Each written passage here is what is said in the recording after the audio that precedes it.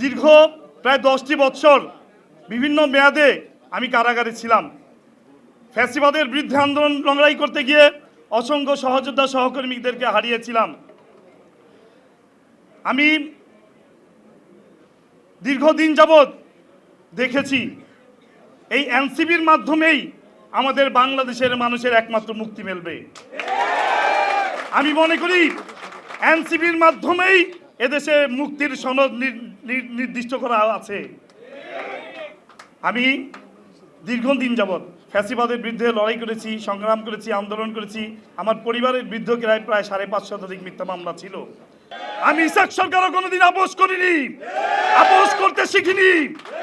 আমি যে দলের সাথে সম্পৃক্ত ছিলাম, আমি আজকে দেখতে পাচ্ছি সেই দল তার গণতান্ত্রিক ধারা এখনো নেই, গণতন্ত্র থেকে সরে গিয়েছে। হয়তো তারা ভুলে গিয়েছে 1400 ছাত্র গণ-অভ্যুত্থানে 1400 শহীদের রক্তের সাথে বেঈমানি করে বিশ্বাসঘাতকতা করে এই দেশে কেউ টিকে থাকতে পারবে না। ছাত্র জনতা কিন্তু জাগ্রত হয়ে গিয়েছে, এই ছাত্র জনতাকে আর দমানো যাবে না। এখনো সময় আছে। আমি বলবো আপনারা ফিরে আসুন গণতান্ত্রিক ধারায়।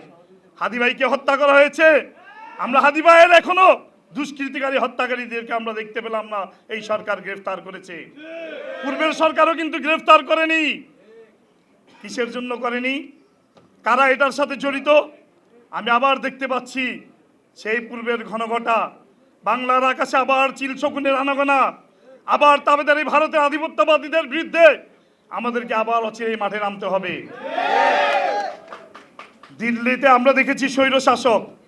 আমি সব শাসনামলেই কারাগারে ছিলাম। বিএনপি বলেন, বিএনপি করেছি, তারপরে ওই আমলেও জেলে ছিলাম এক সময়। আওয়ামী লীগের শাসনামলে ছিলাম। আমি সব শাসনামলে দেখেছি স্বৈর শাসক, আমরা দেখেছি স্বৈর শাসকও সহ্য হয়েছে। কিন্তু দিল্লির রক্ষিতা কোন নেতা যদি বাংলাদেশের মাটিতে শাসন করতে চায়, সেই নেতার শাসন এদেশের জনগণ কোনোদিন মেনে নিতে পারবে না। দিল্লি আবার আমাদের উপর ভর করেছে।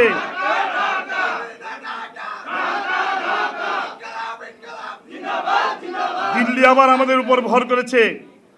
1400 ছাত্র জনতার গণ-অভ্যুত্থানের মধ্য দিয়ে কিন্তু আমরা এই দিনটি, এই দিবসটি পেয়েছি। আছে কথা বলার অধিকার পেয়েছি।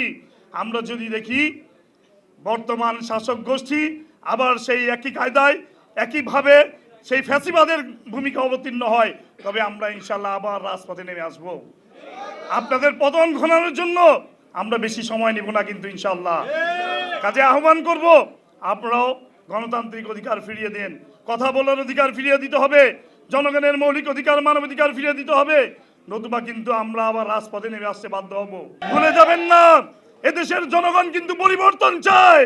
যদি পরিবর্তন না আনেন, কিভাবে পরিবর্তন আনতে হয় সেটা রাজপথে আবার আন্দোলনের মাধ্যমে প্রমাণ করে দেব ইনশাআল্লাহ। জনগণের রায়কে যারা ভুলণ্ঠিত করতে চায়, জনগণের অধিকারকে যারা খর্ব করতে চায়, প্রয়োজনে তাদের বিরুদ্ধে আবার যুদ্ধে ঝাঁপিয়ে পড়বো এদেশের জনগণের অধিকার প্রতিষ্ঠা করার জন্য। সবাইকে ধন্যবাদ। আল্লাহ হাফেজ। ইনকিলাব ইনকিলাব ইনকিলাব ইনকিলাব। খবরের কাগজ, নিখাত, নির্ভীক, নিরপেক্ষ।